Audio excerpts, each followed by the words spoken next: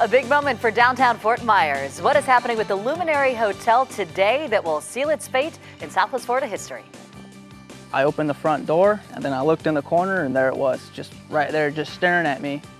Yeah, a guy face to face with a huge lizard inside of his home. What wildlife officials gave him to make sure it doesn't come back. Hey, don't move.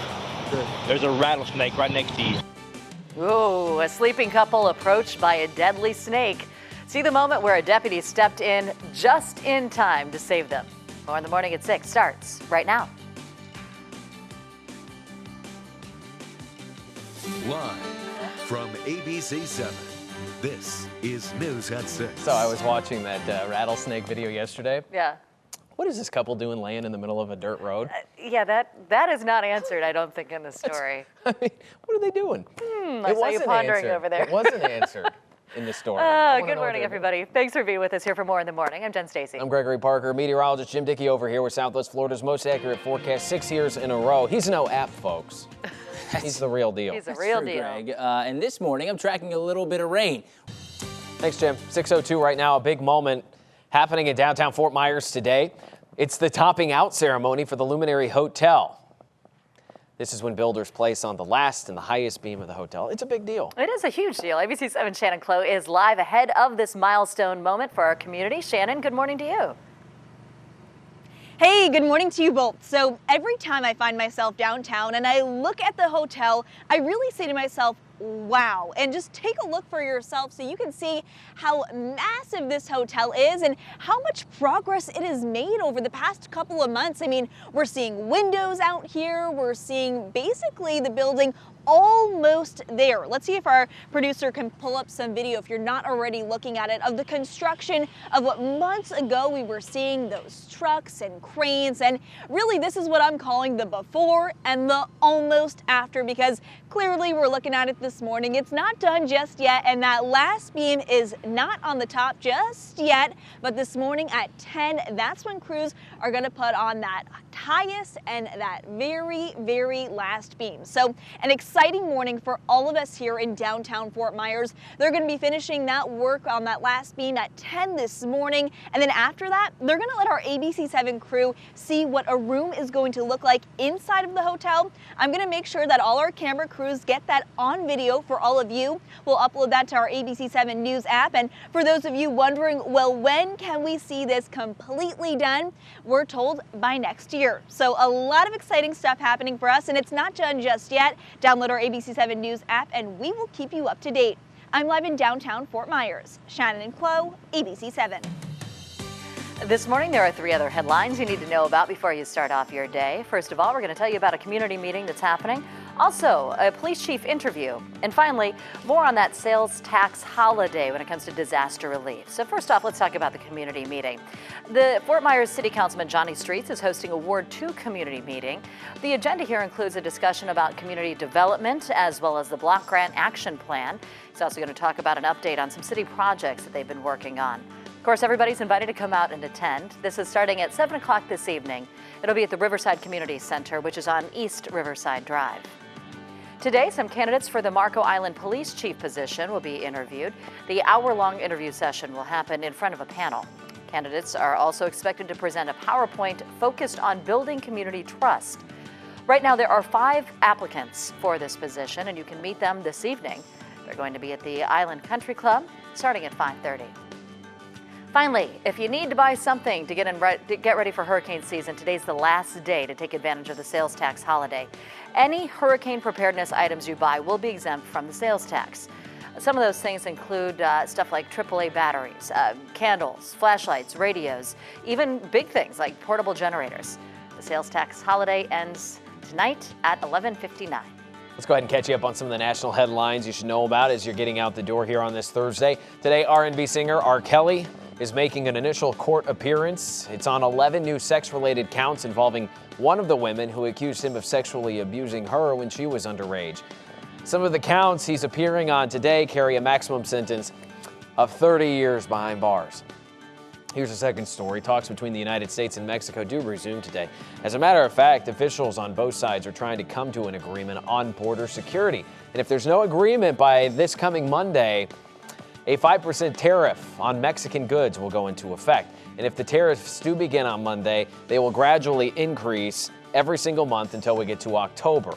An economic consulting firm says the first batch of tariffs alone could cut more than 400,000 jobs in the United States. This story, everybody, today much of the world is pausing, of course, to remember D-Day. It's been 75 years since the historic invasion turned the tide of World War II. Today, President Trump is visiting the cemetery where thousands of American heroes gave their lives fighting on the beaches of Normandy, liberating Europe from the Nazis. In fact, on this subject, let's go ahead and dip in for a live look. ABC News is covering much of the commemorations happening this morning. Let's go ahead and take a listen right now if we can.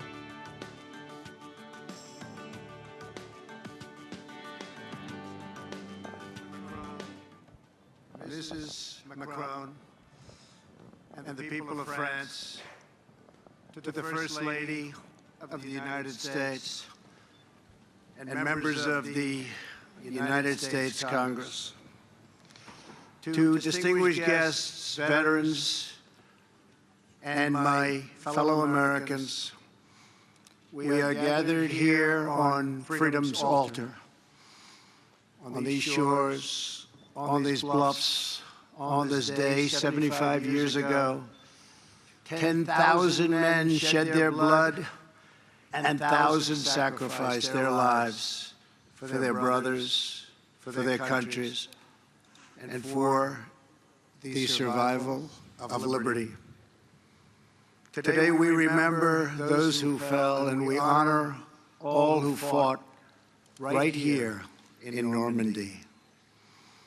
They won back this ground for civilization to more than 170 veterans of the Second World War who join us today. You are among the very greatest Americans who will ever live. You are the pride of our nation. You are the glory of our republic. And we thank you from the bottom of our hearts.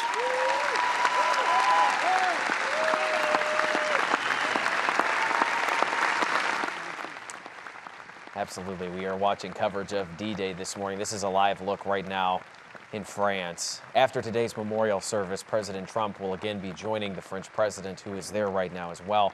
They will be having a private meeting. ABC News, ABC 7, we will continue to cover our D-Day events this morning.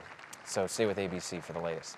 The pride of our nation and some of the bravest that have ever lived. No doubt about that from the president. Absolutely are.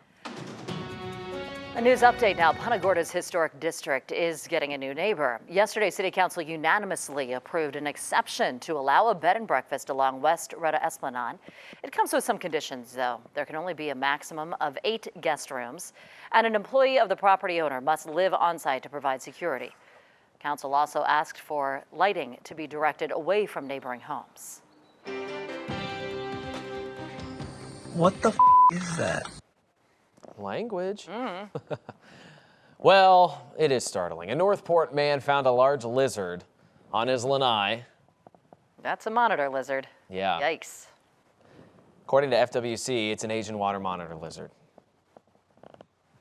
Are you FWC, Jen? I know my lizards, apparently. So FWC officials say these lizards wreak havoc on the local environment. The city of Cape Coral recently had some sightings of look-alike cousins of that lizard. The Nile monitor lizard is probably what you are more familiar with. Because of that, FWC was able to give the guy a lizard trap in hopes of catching the Asian water monitor if it does come back. So are these things dangerous, Jen? The monitors are the ones that will eat small pets, and yeah, they can be. They often get mistaken with iguanas, not the same. Iguanas are vegetarians, monitors are not. So the ones that look like snakes with legs, those are the ones you don't want. The ones that are spiky and green, they're all right. So keep the small pets inside. Around a monitor? Yeah, they can get up to 9 feet. They're different species of monitor, but yeah, they're around. Huh. Yeah. All right, coming up, a 14-year-old just baked his family's way to an unforgettable Disney trip and into the hearts of the internet as well. Digital Dailies coming up. The 1,000 Reef Challenge this weekend. Find out where you can drink beer and for a good cause. Coming up on More Explorers.